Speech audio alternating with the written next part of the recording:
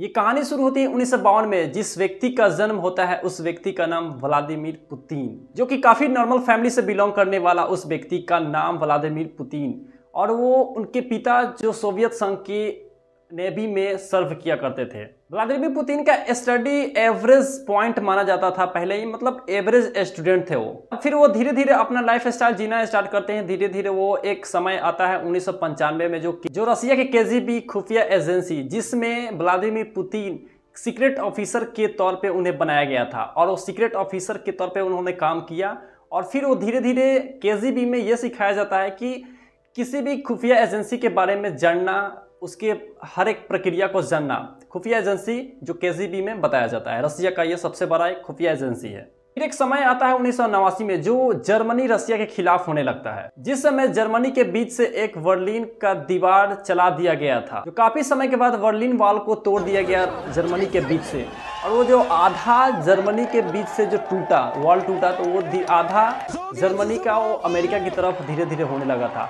और उस बीच जो रसिया का दबदबा था जर्मनी पे, उस बीच धीरे धीरे रसिया का दबदबा जर्मनी से हटने लगा।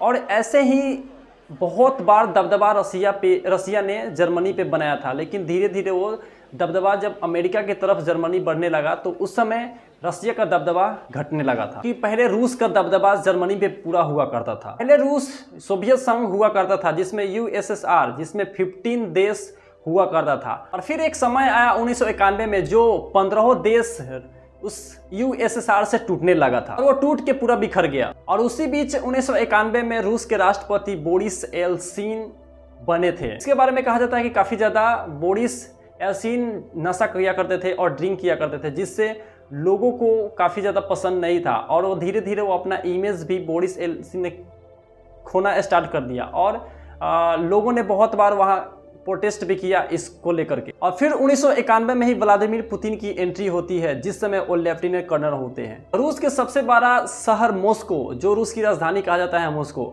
और उसी बीच एनाटोली सोबचक से मुलाकात होती है व्लादिमीर पुतिन की। और उसी बीच सबसे बड़ा शहर का डिप्टी मेयर बना दिया जाता है। फिर उसके बाद व्लादिमीर पुतिन इतना जबरदस्त तरीके से करप्शन को खत्म करते हैं और वहाँ के सिस्टम को गजब तरीके से सुधार देते हैं, जिसकी वजह से वहाँ के पब्लिक काफ़ी ज़्यादा खुश होती है और कहती है कि ये बहुत ही शायद ही हमें भगवान मिल गया है। और फिर वहाँ दोस्ती गजब का शुरू होती है उन दोनों के बीच, बोरिस एल्सिन और व्लादिमीर पुतिन की। और वेलिम टेमी यामासेव ने एक एडवाइज़र रख देता है, और जिसके वजह से व्लादिमीर पुतिन और बोरिस एल्सिन का गजब का इंट्रोडक्शन होता है। और फिर उन दोनों का कारनामा धीरे धीरे स्टार्ट होता है और वो गजब का काम करते हैं।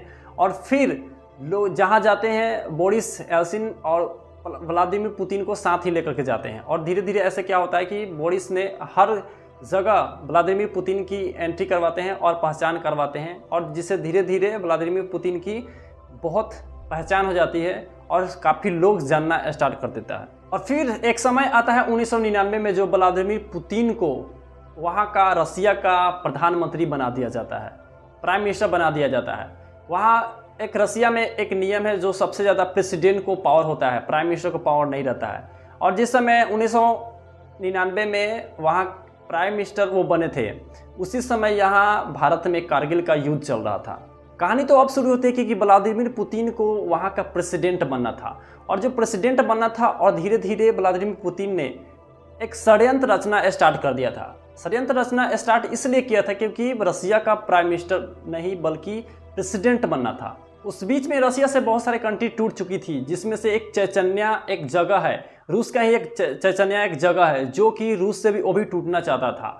और पता है व्लादिमीर पुतिन ने एक सबसे बड़ा षड्यंत्र रचा कि जो चेचन्या जो जगह है जो रूस से टूटना चाहता था।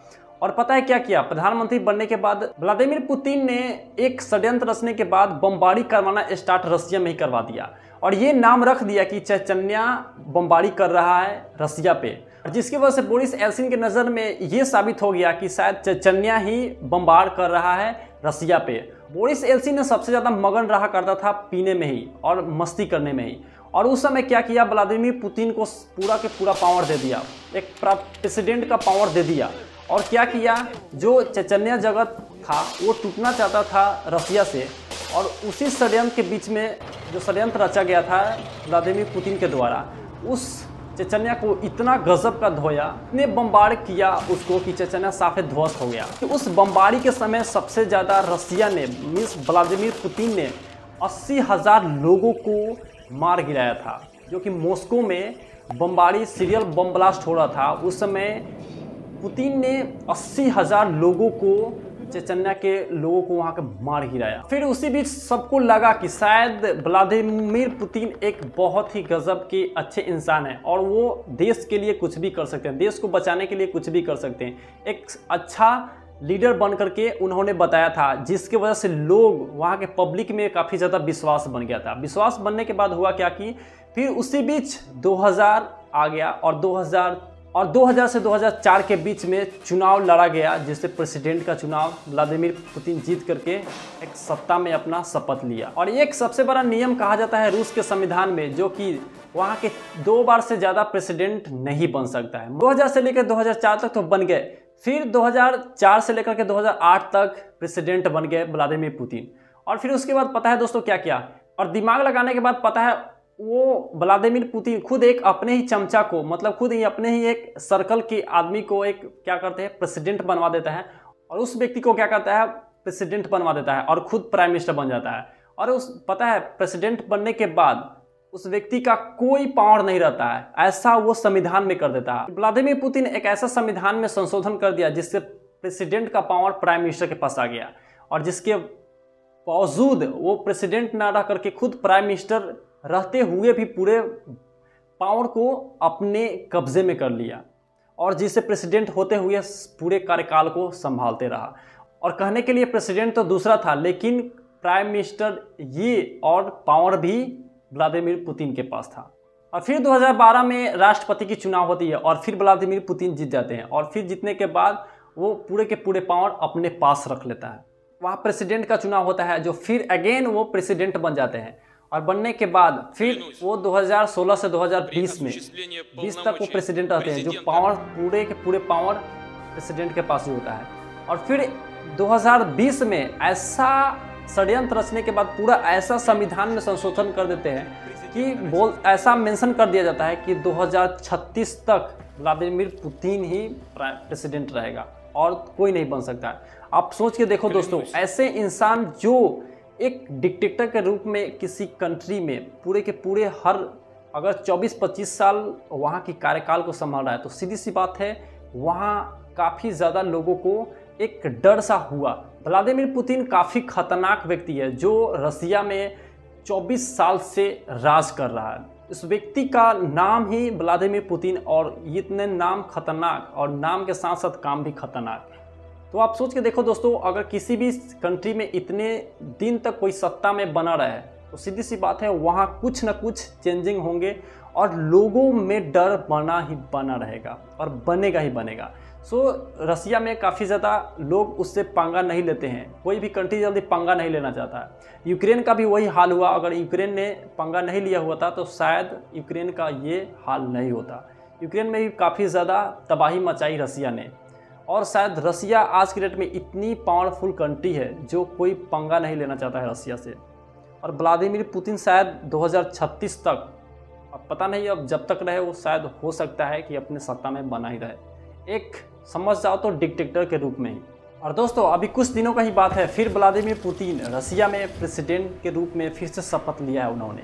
शपथ लेने के बाद फिर वही अंदाज में एंट्री जो 2000 में था, 2004 में था, 2008 में था, वही अंदाज आज भी।